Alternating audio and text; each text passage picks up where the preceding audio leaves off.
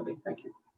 So you can continue, Chaplain. All right, so I'll start with just the one piece about here that this presentation is trying to get you education and not necessarily trying to sell you anything. So while you might see Amana Mutual Funds here, whether you buy that now or 10 years from now, it really depends upon what your needs are. So you don't have to purchase anything from us. You can also keep in mind that whatever we're talking about here can be applied to any type of investment that is a smart or educated risk investment. Because there are different kinds of risk, right? You could have educated risk, and then you can have like basically gambling. And people like to do the gambling part because it's more exciting, even though people consider it an investment, it might not really be. So some of what I'll talk about today will involve sharing some numbers with you. I might have an assumption like 7% for the next 30 years on average. That's not a guarantee. That's just basically telling you that I'm using a number to get to a bottom line. So just keep that in mind. Investments are always changing. That's one of the parts that makes it halal as well. Not the only part, but definitely one of the parts. All right, and as you know, if you've heard anything about the stock markets, the S&P 500 is the index which tracks the 500 largest companies in the United States. It was started, I believe, in 1928, a long time ago. So I'll be mentioning the S&P 500 again. I'll talk about investing according to Islamic principles near the end, and I'll talk about investing for college, retirement, and the funds near the end as well. But there's many different reasons to save, right? You can save to buy a home, which you all will, potentially all of you will want to do, especially in America. That's kind of like the American dream, as they say, right, is to buy a home. If you're going to be paying rent, you might as well be paying rent and getting that ownership as well, because then there means that means that there's going to be an ending point as well. You're not going to be paying this rent on a regular basis. The other benefit is if you're putting money into a home, you're hopefully building equity, unless you're in some part of the country that there's so much land that the home values don't really go up. In the past, if you wanted to go to Hajj as an adult, somebody's 30, 32 years old, they say, oh, okay, I'll go to Hajj this year with my wife, or I'll go to Hajj with my husband this year. And they'd be able to do it. They could just reach into their savings account, pull out $6,000 and go to Hajj, right? How much does Hajj cost these days? What do you guys think? You guys know? It's $7,000 to $10,000 minimum, right, to go to Hajj. So you can't just put your money into your checking or savings account and pull out 2 times that and go to Hajj. You have to plan for it. Education, like I said, I've had people that have kids that are 16, 17 years of age, and they come at that age with their kids and they say, okay, now what do I do about saving for education? And it's like, it's too late, right? Unless the kid's going to go for 10 years of college, then you can save for the 9th and 10th year perhaps, or 7th to the 10th year. So these are things that you want to think about early on. If you're young, so you're not thinking about retirement today. But if you do think about retirement today, you could have a huge win. And I wish I knew this early on as well. I mean, fortunately, the place I was working, the manager, after 90 days of me working there, said, hey, you get an option now to start up a 401k. And I said, okay, I know what that is. I have heard about this. This is a long time ago, right? I have heard about this. And she said, I'm supposed to tell you that you have the option to do it, and how much you can decide how much to put in. She said, but I'm going to tell you that you have to do this, and you are going to put in the maximum, which at that point was 10% of your salary. So I did that. And, fortunately, since the age of 19 until now, I've had that. But if I hadn't done that, I just wonder, how long it would have taken to save what I've been able to save so far. And then one of the things that none of us really realize now, I mean, even I didn't until just about 3 or 4 years ago, is the cost of health after you retire, especially if you retire at an age before you can get Medicare or something, right? There's people that sell their business. I know a business owner in Yorba Linda. I'm from Yorba Linda here. And there's a business owner here. He sold his business. He's about 60 years old. And he says he's paying $1,500 a month in health insurance cost. And he said he had never considered that before. He never thought that was something that he'd have to factor in. So as you're thinking about paying for your property taxes or your rent when you retire, or your car or travel or whatever, you also have to consider health savings. And there's ways to do that in a tax efficient manner. You're not thinking about taxes right now, But what I would like for you to remember on taxes is that it should be considered. Okay. You don't need to remember any of the other stuff because you're not involved in paying a lot of tax right now. But when you do start working, just remember, I need to figure out a tax advantage strategy so I keep as much money as I can and do some, have some strategies that will pay off for me. Just remember that part so then you can ask a question at that point. So when you're trying to come up with your financial goals, and there is a punchline a little bit later on, where you'll get some information that you truly will be able to take away from this. What you want to do is you want to figure out and just write this down on a piece of paper. What are my financial goals? Okay. So on the left-hand side of the paper, the first column, goals on the top, one of the goals is for you all is going to be to buy a house. One eventually is going to be to educate my children, to go to Hajj, to start a small business, maybe that's what you want to do. So you have to start, might work for somebody for a while, but 5 years into it, you may want to start a business. So you have to start day one in saving money so you can start the business. Because what happens in reality, folks, is that, you're working, and when you start working, then you go get that rent and you go do whatever else. You have all these fixed costs. Now, if you have these fixed costs and you want to go start a business, you can't because you need that paycheck to fund your fixed cost. So you need to do the saving beforehand so that you could let go of the income and still pay your fixed costs and start your business. That's the idea here. So the second column would be, when do you want this to be accomplished, right? What's the timeline? So I want to buy a house in 6 years. I want to go to Hajj in 7 years. I want to educate my children 18 years after they're born. I want to retire at 60. I'm 22, so I need 38 years, right? That's how you want to look at it. Then the next thing you want to put in the next column is, how much do I want to save? So how much does school cost at UC Riverside right now? What's the cost of it these days? Okay, on average, it's like 15,000 for the whole year. So like it's about 5,000 a quarter, approximately. Yeah. So if it's 15,000 right now, let's leave out housing. All right, $15,000 a year. That used to be $5,000, and the cost of the inflation rate of college education is about 7 to 9% per year, which means the cost of education is going to double every 10 years at 7%, right? So and believe it or not, I mean, it used to be $5,000 at UC Riverside, right? Now it's $15,000. So what's going to happen is if you don't save for education for the children, you're going to minus kind of situation. So what you have to figure out, costs 15,000 now. By the time my child goes to college, it's going to cost 25,000 at a similar kind of school. 4 years is 100,000. So my end point for education is $100,000. Retirement, I want, okay, this might be low actually. We'll get into it. I want $1 million for retirement. So you write in 1 million. Then the next column is going to be, how much do I need to put in on a monthly basis? The reality is the only money that you'll really save is the money that you'll keep plugging in on a monthly basis. If you ask any of your older friends or uncles and aunts and parents, hey, where's the largest source of money that you have right now? They're going to say their 401k. And what is the reason? Because it's every 2 weeks, it's automatic from their checking account, from their paycheck. And it's like, there's no thinking about it. It's just automatic, right? And then the second largest place is going to be, or maybe equal if they've done it in time, is going to be that money that they're pulling out from their checking account on a monthly basis and saving it. All right. So that's definitely something you want to do, is figure out how much do you need, and then how much do you need to put aside to get there.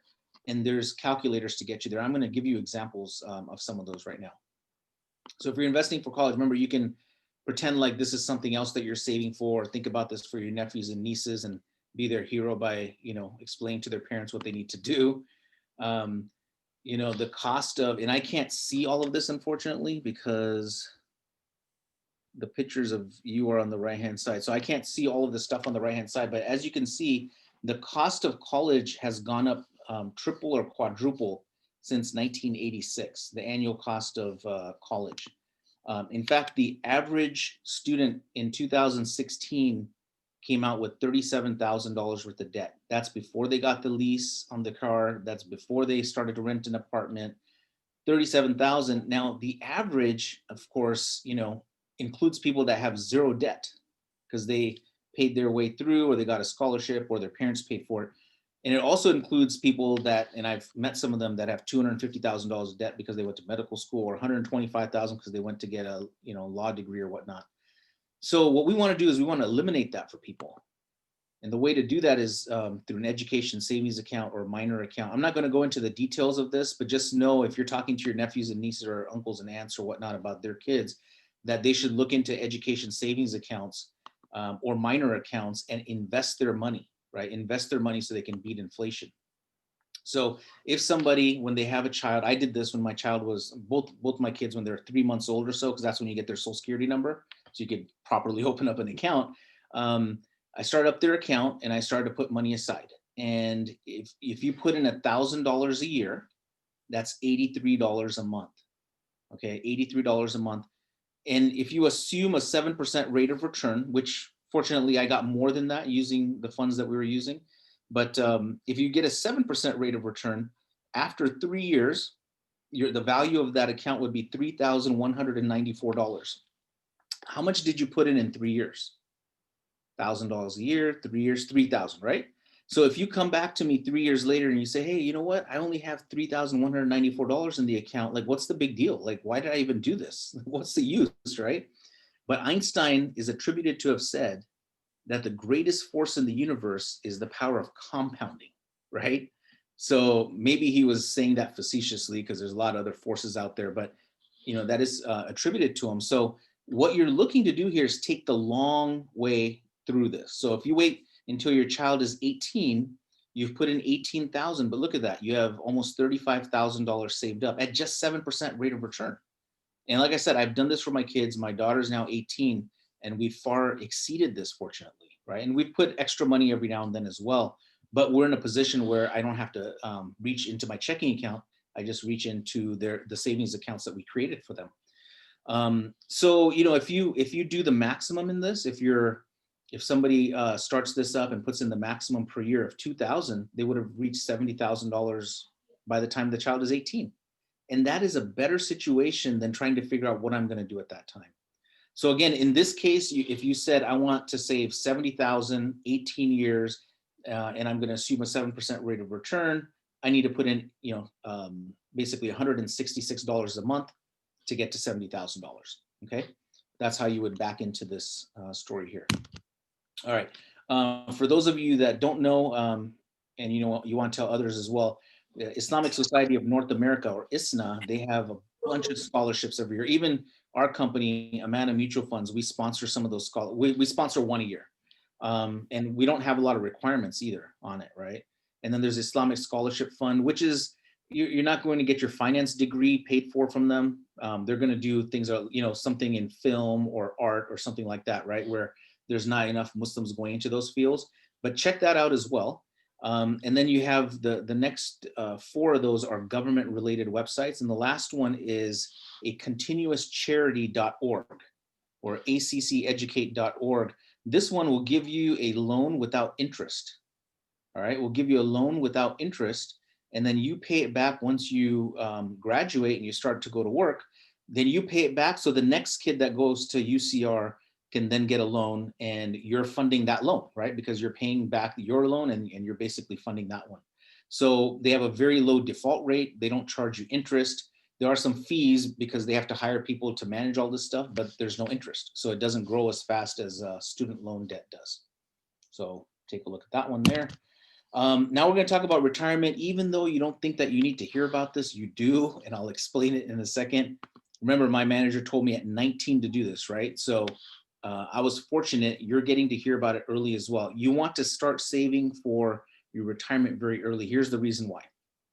So in America, we have basically 3 legs.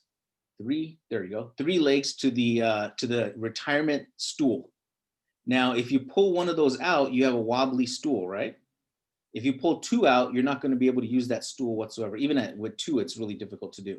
So the first part of that is a pension plan paid for by your company. Now, modern day America, the pension system is not very wide.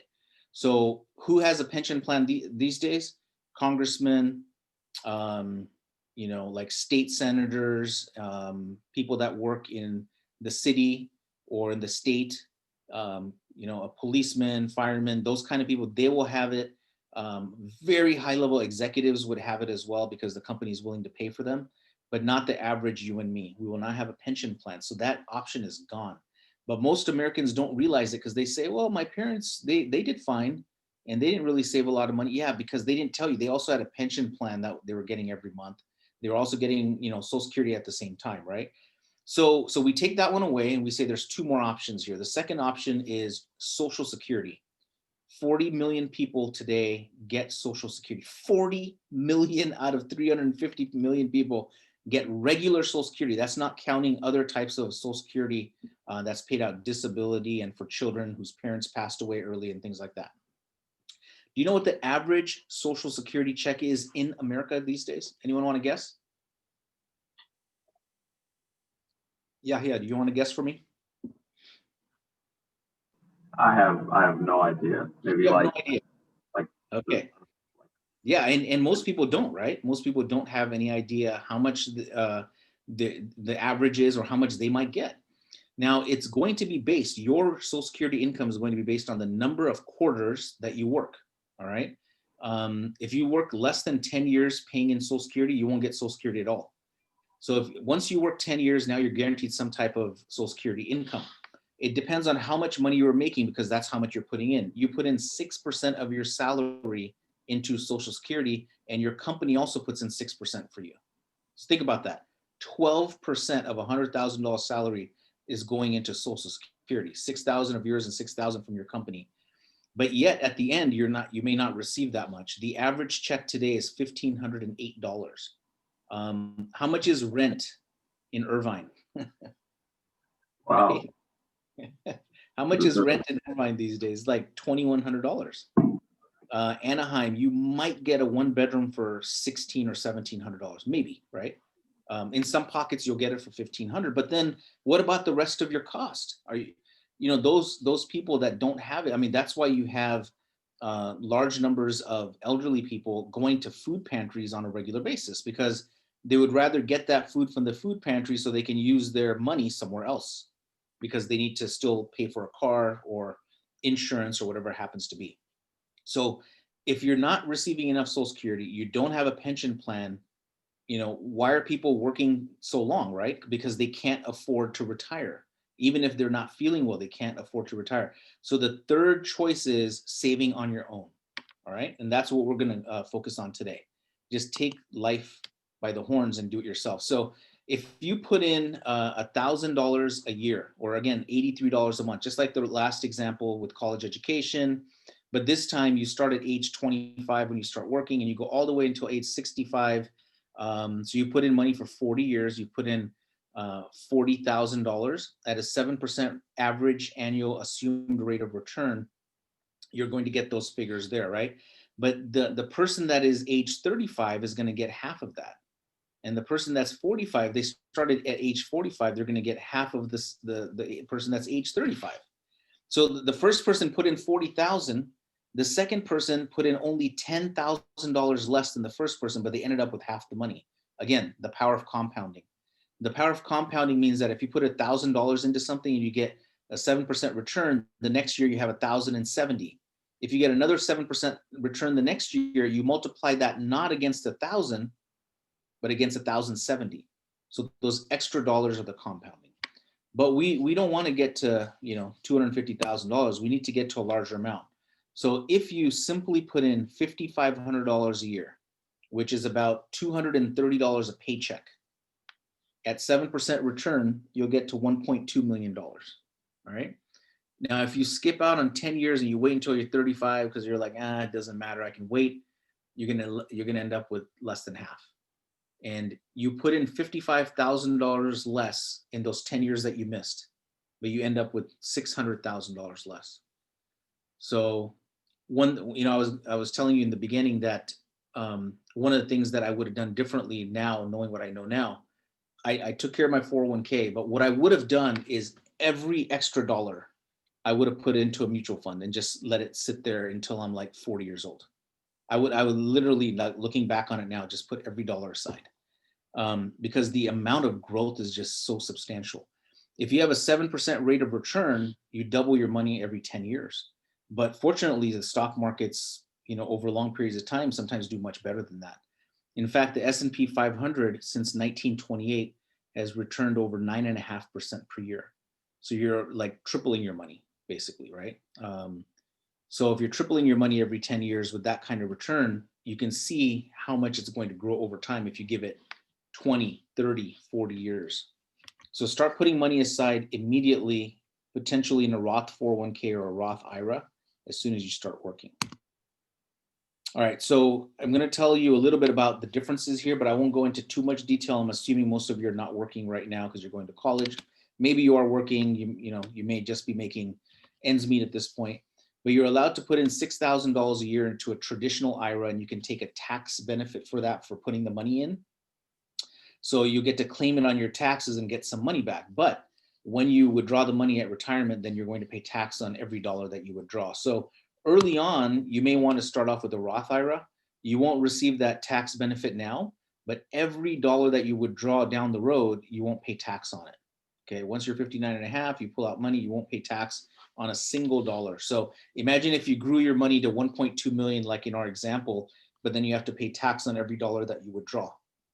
It would be much better if you didn't have to do that, if you could qualify for the Roth. If you have a 401k or a 403b, like if you're working at a college or at a hospital, you might have a 403b. It's basically the same thing as a 401k. That's going to be established by your employer. You definitely want to set this up because this is, again, one of the easiest ways to save. And also your employer most likely is going to match. All right, in a 401k, you can put 19,000.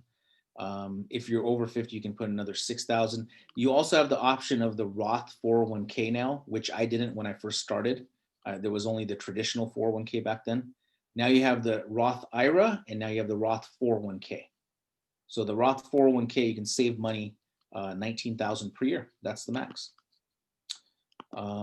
Let's see. All right. So at our company, Saturna Capital, which manages the Amana mutual funds, the funds, the Sharia compliant funds have been around since 1986, but you probably never heard of them, right? But 1986, we're, I think, what is it, over $4 billion in size now. So there's been a lot of people, Muslim and non-Muslim, that have come to us to open accounts. Half of the money is Muslim money, half of the money is just from, everyone, whoever else wants to invest through their financial advisor, through their 401k. So that's another thing. Once you open up a 401k at your employer, you can ask them for a brokerage option, and you can buy our funds there instead of the lineup of funds that they offer you. And you'll see why that's important when I show you the Islamic Principles piece. But if you came to our website, amanafunds.com, AMANA funds.com, you could open up a Roth IRA, you can open up a health savings account if you have a high deductible health insurance plan, or any of these other things that, like education accounts or minor accounts or whatnot. So there, like I said, there's four. The first fund that we started was 1986. It's a dividend-paying mutual fund. The growth fund started in 1994. Year to date, it's over 17% return as of today. What is today? October 27th. The Developing World Fund, which is emerging market stock fund, started in 2009, and the Participation Fund, which is like a bond fund, but it's actually sukuk. And we created this because community, they didn't have the opportunity to have bonds, so we created this sukuk fund, the first of its kind, where it's only invested in sukuk, and so it's asset backed versus debt backed, like a bond would be. It's a lot of information. You don't have to capture all of it. It's just like some of the information that I want you to remember later on, right, when you actually need to use this stuff. So the different funds go into these different buckets. So if you want long-term capital growth, you have that fund, capital appreciation, equity income, and capital preservation. So that's why we have the four funds. The Amana Participation Fund is investing in sukuk, as I mentioned, and you could see what they were trying to do there, which is capital preservation. So what are the Islamic principles? First of all, we do have an outside company that just reviews our funds, all four funds, every quarter, every 3 months, to make sure that we're doing the right things. And so if we're not, they'll let us know, and we fix something, and then they'll sign off on it. Anyone can create a mutual fund that is based on Islamic principles, right? You can say, I don't want anything that's these haram things that I know right off the top. If it's tobacco, alcohol, pornography, gambling, banking, insurance, which is using, whatever kind of investments on the back end that we don't know about, those are all things that we can just take out. So if it's Wells Fargo, we're just going to take it out. If it's Anheuser-Busch, we're going to take it out. That's the easy part. But the next part's the difficult part. Your debt to market cap has to be less than 33%. The average for our funds is much lower. The accounts receivable number, right? That's another number that no one else really looks at except if you're looking at the Islamic Principles side.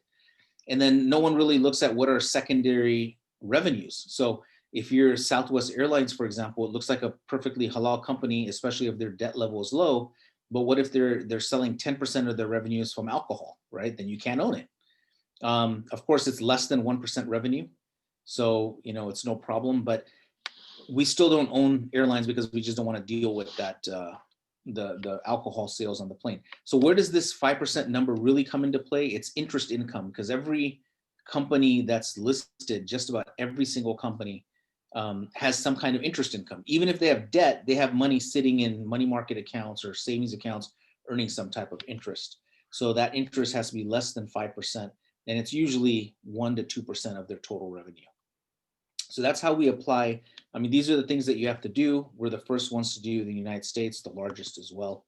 So alhamdulillah, there's been a lot of, people wanting to jump on that because it's been over 30 years now. As you can see, there are different types of risk. There's strategy risk with the participation fund, which is sukuk, diversification risk, liquidity risk, sukuk risk itself, and then foreign investing risk. And then you have, with the other funds, you have Islamic and sustainable principles. There's a risk there because if you're not investing in all the sectors, then you're lowering some of your ability to diversify. So if you're not buying in the alcohol space or in the gambling space or in the banking space, then yeah, if the banking sector is doing an enormous great year that year, you're limiting your upside, right? Because you're not investing in that. Fortunately, we've had a number of years that it hasn't really hurt us, but it definitely can. All right, we're almost through here, and then I'm gonna give you guys a chance for questions. But anyone, whether it's your parents or someone else, you wouldn't invest if it gives you a stomachache. If you don't understand it, you don't want to invest, because investing is supposed to help you. It's not supposed to harm you. So if you're feeling the effects of, the market went from 26,200 to 26,100 today, I wonder what that's doing to my portfolio. Until you can understand what it's really about, I would be careful then, or invest in something like the participation fund, which is not in the US stock markets or international stock markets. But there is, great reward in the long term if you invest wisely, historically speaking. So with that, I'll open it up for any questions, and we'll see if I can provide some answers.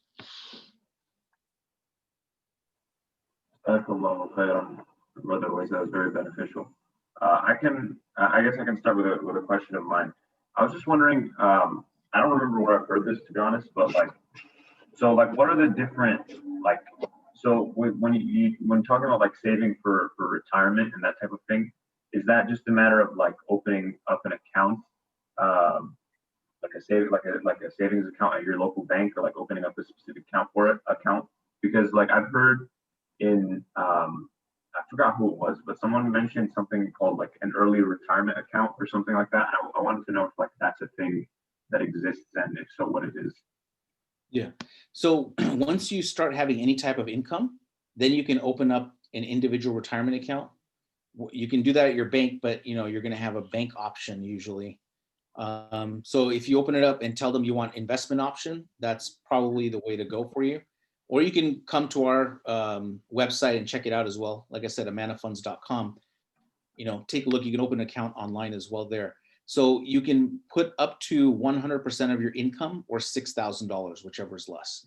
So if you only make $5,000 in a year, you can put up to that $5,000. But yeah, it's very simple. The other thing is, you don't have to actually open up a retirement account to save for retirement. You can open up any kind of account as you want, any kind of account you want. The only thing is, don't touch it, right? Because if you touch it, then it's going to go away. And they've done studies, and they find that people that are in the lower economic stratus, even though they have 401ks, they end up being the first ones to pull their money out anytime there's an emergency, a cyclone, a hurricane, an earthquake, whatever is affecting. they pull their money out first because that's the only money that they've saved up and they haven't saved enough. So what you want to do is you want to say, look, yeah, I'll save up $70,000 by the time I'm 26. But when I want to go buy my house, I don't want to have to use that money because there is a such thing as retirement. And you're just going to delay that retirement. So what you want to do is what I mentioned in the beginning, which is your financial goals and save for all of them.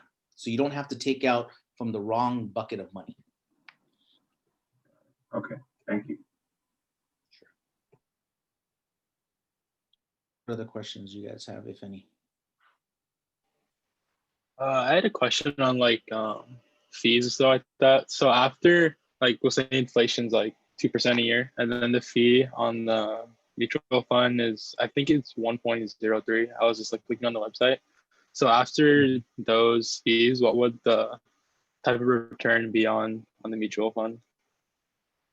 Yeah, so if you look at, I was just looking at Amana Growth Fund earlier today. I'm going to look at it on Morningstar right now. So if you pull up Amana Growth on Morningstar, you're going to get 17. I'll just give you the exact numbers so I don't mess up with it. Amana Growth institutional share class is up 17.57%, right? The expense ratio on that 7.9%. You're talking about 1.03. That's if you buy it outside of IRA or education account or something like that, and if you have less than 100,000 in it. But if you open up an IRA, we give you the special rate, which is 0.79. That 17.57 return is already taking into account that expense ratio. That's already taken into account. So that's the bottom line number, your net number. Mm-hmm. All right. And then also had another question. I've read a couple financial books, and a lot of people talk about, or I don't know if you know the book. It's from Tony Robbins called Money Master the Game, and then another one called The Intelligent Investor. And they talk a lot about just investing in low cost mutual or low cost index funds. So would you say the difference between them? Yeah, so if you go to, for example, if you go to Vanguard, which is one of the first mutual funds that ever got started, a mutual fund is simply a fund where you have a portfolio manager, right? Somebody that knows investing, and they put into that fund, they put in Apple, Google, et cetera. They're just basically creating a fund for you. And it's mutual because all of us get to mutually put money into there for that portfolio manager to invest it. So Vanguard was basically the gentleman over there was the father of mutual fund investing.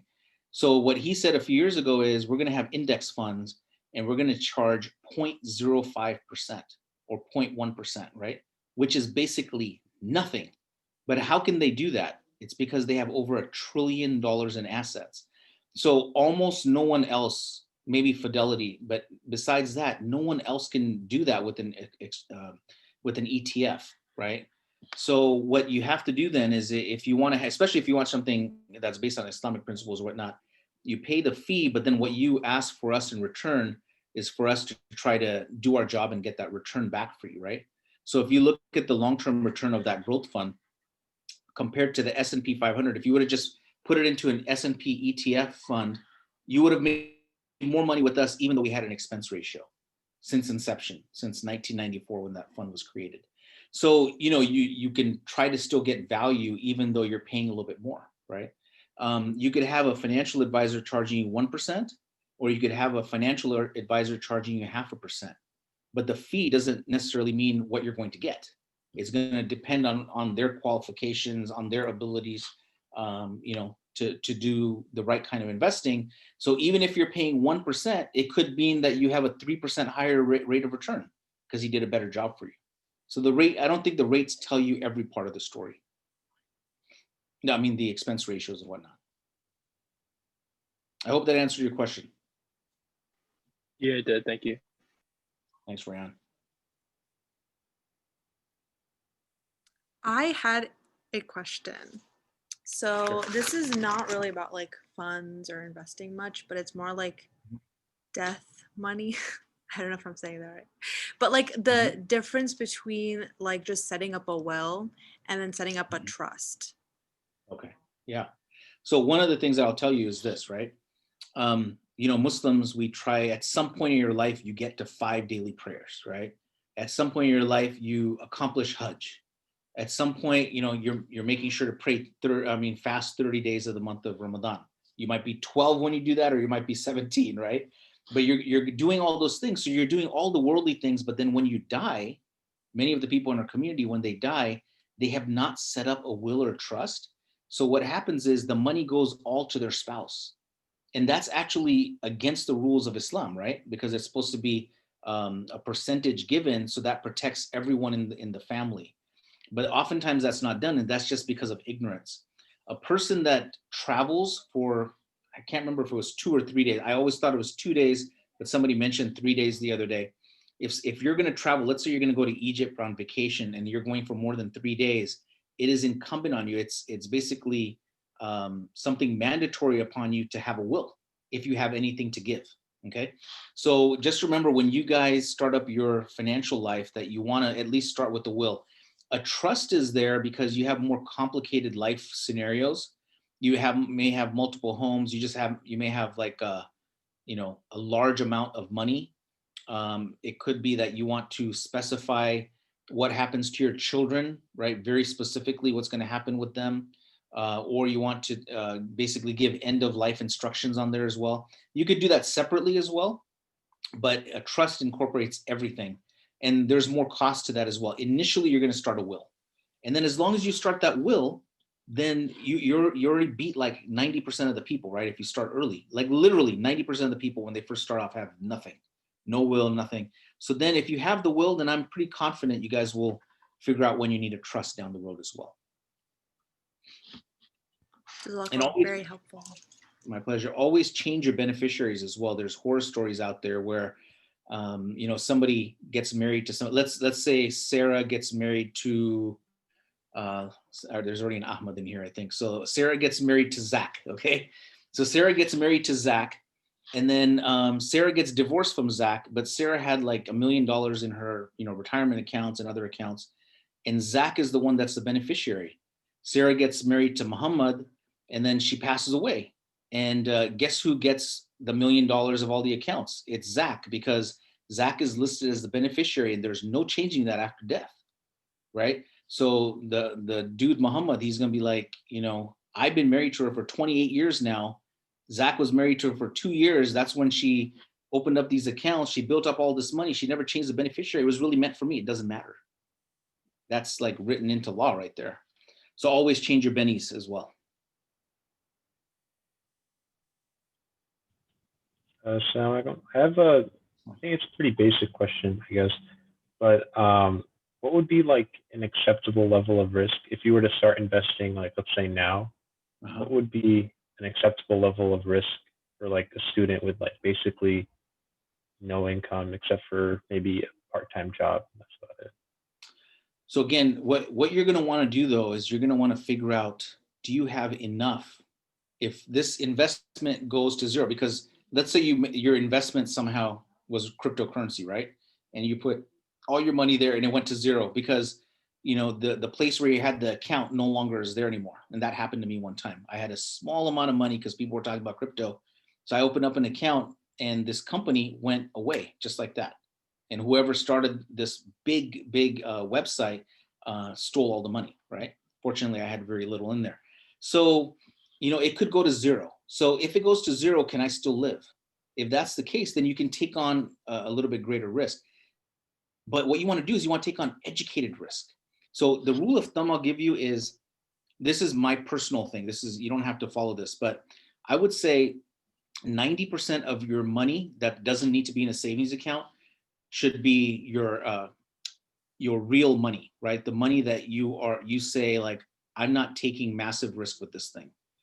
10% of your money, if you want to buy that individual stock that somebody tells you about, you want to put some money in cryptocurrency, you want to do something else because somebody just gave you a tip and you have no knowledge about it, but you still do it.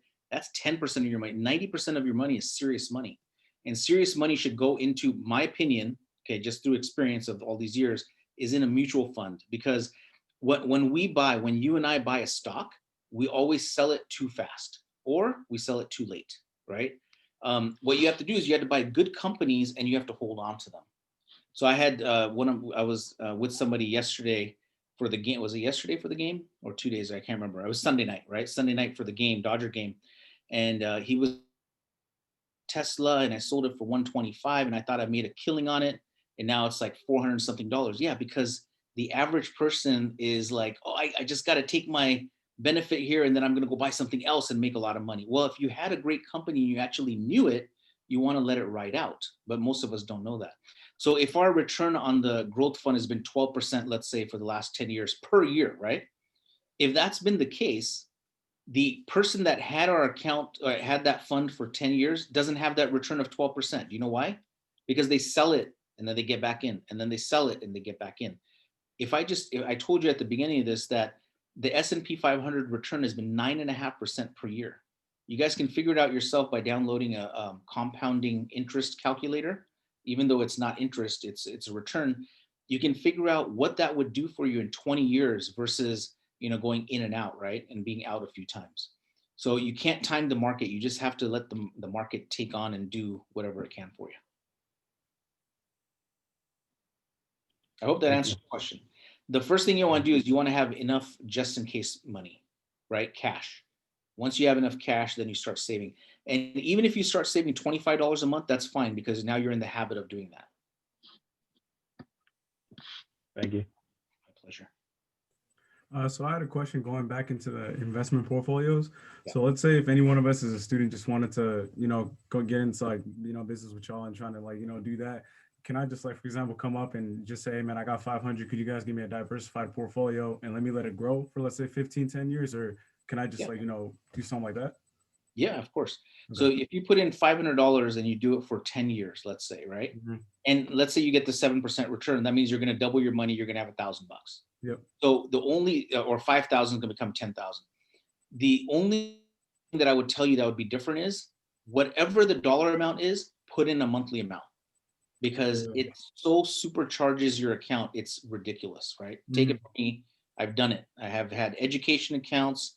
I've had health savings account, 401k, all of it.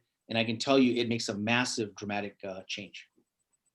So what you would do is if you did go to our website, about midway through the first page, they're called the fund selector. You click on that and you take a quiz and it'll tell you what kind of investor you are. And you can do it multiple times because the first time you might be like, oh, that wasn't it, right? I'm not conservative. Let me take it again. Yeah. And so you find out you're moderate, all right? And it'll tell you where to put your money in this particular setup with your $500 or $5,000.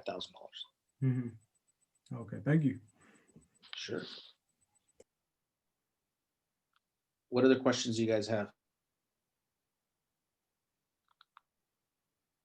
I'm going to do a quick example for you because I brought up that compound calculator. So I'm going to say, I think, Jaffer, you said 500, right?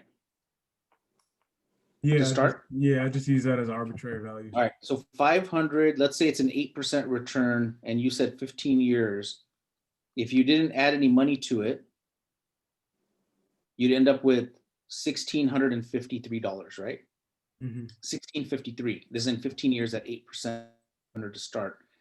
But let's say you added 200, you'd end up with $70,861.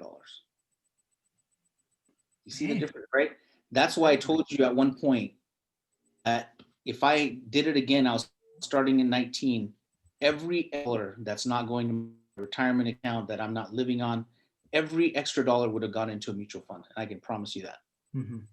I was a good saver anyway, but it was going in my savings account. I would have definitely, I would do it very differently. And I can tell you, like, these numbers have come alive for me. Mm-hmm. My daughter's education, fortunately, is going to be all paid for just because I started a fund when she was 3 months old and I didn't even think about it. It wasn't even hurting me, right? A little bit of money every month. And she can tell you, she's going to UCLA now and I can pay for the whole thing. Alhamdulillah. So whatever kind of invest. So some of you might say, well, you know what? I like real estate. Okay, that's good, right? If I go to Dallas, which I have before multiple times, at the end of a presentation, people will say, yeah, but I really like real estate, right? I'll be like, go do real estate. That's fine. I'm not making you buy mutual funds if you don't want to. But if you're just off, you cannot start with $500. Like Jafar said, you can't start with $500 and buy real estate, right? But you can start $500 into a mutual fund and let that sucker grow. And then once it gets to 50 grand, you go buy your real estate. Fine, sell it and buy your real estate. So if you're putting in, that kind of money, you will be able to grow this, but you want to do it on a monthly basis. I have another question. I've been reading a lot about how maybe it's just fear mongering, but I've been reading a lot about how like the market's really unstable right now and it's dangerous and whatnot. So I was wondering that even nowadays, would it still be wise to keep putting money into an account that you already have, or would it be better to kind of wait for things to clear up? I love those kind of questions. So, all right, I'll try to make it short though, right? Because I can go on a rant for a little while. Now, if I would have said, look, you started to in 20 years from now, we look back and your account is 140,000 because you started it today and you started to put in $200, right, a month. And let's say you have like $200,000 at that point. You are not going to remember what happened on January of 2021, are you? You're not. Okay. I told you it's 9.5% return since 1928. So what does it care? You know, the Great Depression happened, 30s and 40s, right? You had, and then there was a whole bunch of years where I don't even know what happened. And then you had the meltdown in 1987. It was called D-Day on Monday. Then you had the bubble, which the tech companies just went to hell. And then you had, you know what else you had? You had 2001, you had 9/11 where the market crashed. The market was closed for like 4 or 5 days, right? Unprecedented. Then you had the Great Recession in 2008. You had earlier this year with COVID, the market was down like 20+%, but now it's up, right? So what you don't want to do is you don't want to pick your spots, because there's people when in 2009, the market in April of 2009, the Dow Jones was at 6,500, all right? It's now 27,000. Sold at that time and they never got back in, because when it goes up so fast. They say, oh, but it's going to come back to 6,500. I'll buy that. No, they never can. So you don't want to play that game. The other thing that you want to do is your dollar cost averaging if you're putting in every month. So let's give an example. Let's say you put in $500 a month and you bought, you're buying basically 10 shares of a Mana Income Fund, right? If the share price goes down to 40, with that $500, you're buying more shares. So once you're buying more shares, when the price of that goes above 50, you had a great benefit because you weren't buying all of them at $50 a share. If the price goes up to 60, you're buying fewer shares. And that's exactly what you want to do. You don't want to buy higher, you want to buy lower. So you're buying more at the lower price. If you miss out on the 4 best days of any year on average, you're missing out on half of your return, believe it or not. So you don't want to time the market. And by the way, people did that when, right, the day before Trump and Clinton had their election, Tuesday of 2016, you had people buying and sell, like there was all kinds of frenzy, right? Because people were like, if Clinton comes in, it's going to go down. If Trump comes in, it's going to go down. It's like everyone had all these thoughts, and people moved large amounts of money out of the market. And what happened the next 2 years? They lost out massively, right? In a huge way. Those 2 years, you can't get them back. So, and then by the way, if there's a time like COVID, when everyone else is exiting, you take smart risk and you put your money in. I remember in 2009, again, April of 2009, when the market went to its lowest point during the Great Recession, right? And everyone was exiting. And I had been watching a few stocks just because of curiosity, or because I had some, like I used to work at Wells Fargo before I escaped the interest situation. I went on a Royal Caribbean cruise and a few different companies. So Royal Caribbean used to trade at $60, $70, $80. It went down to $5, right? Like last year, if you would have looked at it, it was over $100 a share. Wells Fargo had gone down to $8. It used to be trading at 40. It went down to 8. After the recession ended, it went up to 45, 50. Now, because of their, mishandling, it's down to 25 or so. Even this year, earlier this year, I could say the same thing. There were a ton of companies that we were able to purchase because the price went down. You could buy individual companies and make a huge profit because you had the guts to go in when everyone else was fearful. But the key is you have to buy the right companies. And again, that money that you use for individual companies should be less than 10% of your overall money. It can't be your serious money. Thank you. That was very helpful. My pleasure. I always give long answers, sorry. Oh. Okay, sorry. So I'm not a UCR student, but I clicked on the MSA link and I benefited from the presentation. So thank you. Jazakallah khair. On one of your presentation slides, I think you had something that said that a company needs to have like less than 5% revenue from like certain channels in order to be, I don't know what it was, like Sharia compliant. Could you go into like where that number came from? Because I mean, for my uneducated mind, that seems kind of arbitrary. Yeah, and actually it is quite arbitrary, believe it or not. I'm giving you the reality here. So when we first started the fund in 86, there were no governing bodies like AOFI, which is the large one now. It's AAOIFI, the Accounting and Auditing Organization for Islamic Financial Institutions. There was nothing like that. The FIC Council of North America didn't exist either. So we came up with our own things, and later on people started to catch up. And one of the things that they did was initially they said, okay, if we're going to have haram revenues, because every company has some type of interest income as an example, what should that number be? And so they used the law of the minor impurity does not affect the entire, right? So if you have a pool of water, some of you guys have heard this before. If you have a pool of water, some lake somewhere, and you're walking by and it's a small pool of water, and someone gets a bottle like this and has all kinds of impurity in it and just pours it in there, if the pool of water is large enough, it's not going to change the three things, right? The color, the taste, and the odor. If it doesn't change those three things, you can use it to make wudu. But if it changed any one of those three things, then the water is considered impure.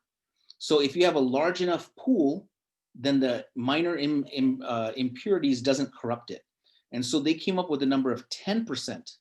And then later on, they went back and reviewed, and they said, you know what, we can actually drop that number to 5%, and that's what they did. But that's the idea behind it. And that's universal throughout the world. They use that number. I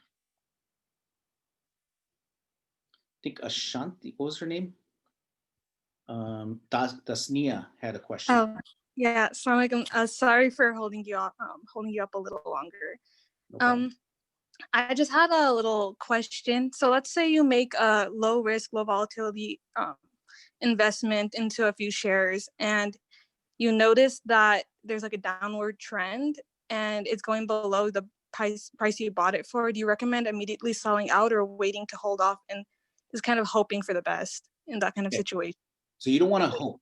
You don't want to hope, right? What you want to do is you want to have an educated system that you've gone into.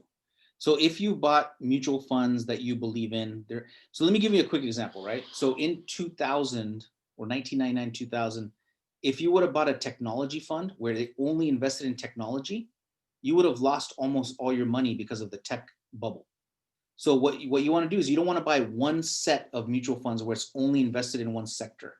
You want to have diversification, which means if you're buying a fund through us, we're buying paper, automotive, travel, leisure, all these different categories, right? Technology, healthcare, et cetera. So if one or two or three sectors go down, you have all these other sectors going to take care of that. But during certain times, like in the Great Recession, 2008, 2009, or earlier this year, people just are fleeing. They're just selling no matter what. They just say, I got to get out. Like the world's coming to an end, right? I cannot invest any longer. You don't want to do that, because if you do that, you're going to lock in your loss. At that point, if you're still putting in monthly amounts of money, you still want to continue that because you have an educated way that you've set up your fund. You haven't just gone out and bought 3 stocks or bought a technology fund or a banking fund, which is haram, by the way. You've figured out educated risk. And so you do not want to give that up. You actually want to press the button a little bit further or press the gas a little bit more during that time, which is exactly what I do. At that time, my kids have minor accounts. So more money I'll just like throw money into that. My wife has her account. You know, she has money in her checking account. We'll just throw money into it because it's like whatever you throw into it in March of this year and April when COVID happened, anything that you put money into that is reasonable is going to go up, right? Except what wasn't reasonable was the travel industry, cruise lines, even the banking system was going to be hit for a little bit, right? So as long as you're putting money in the right place or a mutual fund that has enough diversification, when people are fleeing, that's when you're usually going to make some money if you have educated risk. And that's what Warren Buffett will tell you and all of the great investors over time. I was also wondering if you had any books you would recommend or that you recommended reading. So the one that he just mentioned right now was a good one, right, by Tony Robbins. But I have a few up here. Let me see. There's one.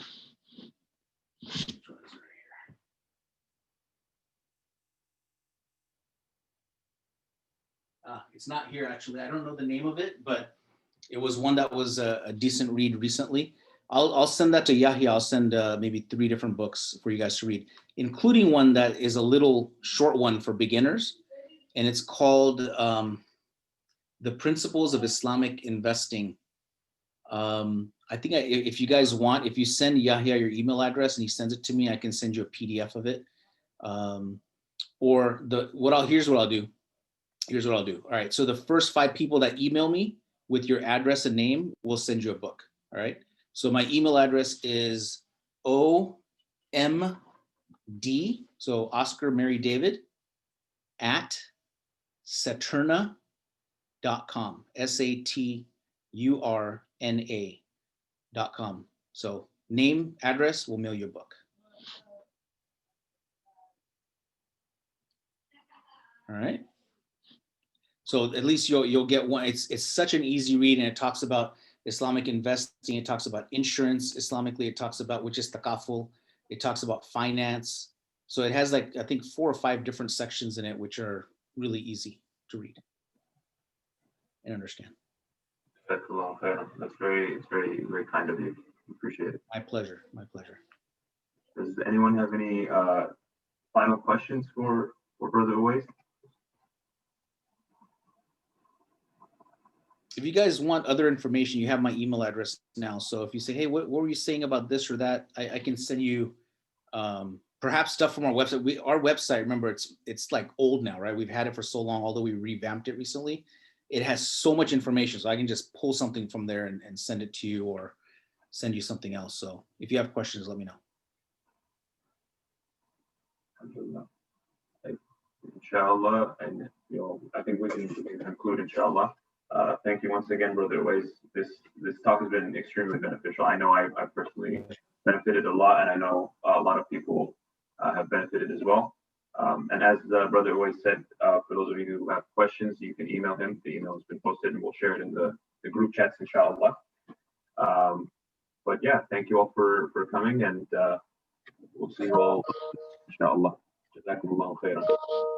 Thank you, everyone, for your comments in the comment section as well about the jazakalahs and thank yous. I appreciate your time and for asking the great questions and for participating.